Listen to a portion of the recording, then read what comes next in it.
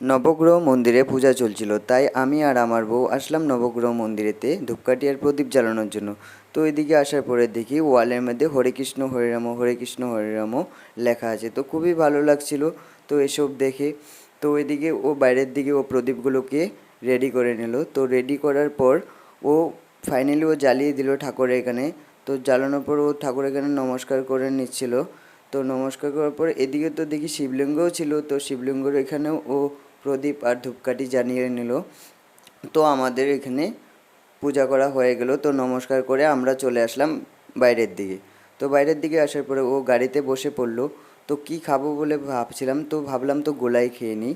তো চলো গোলার দোকানে তো এসে পড়লাম। তো গোলা দেখি কাকু দেখি বানাচ্ছে। তো কাকুকে বললাম যে কাকু 2টা গোলা দাও দুজনের জন্য। তো কাকু পুরো ফটাফট করে বানিয়ে দিচ্ছে। তো খুবই গরম লেগেছিল। তো মানে কি বলবো, তো মানে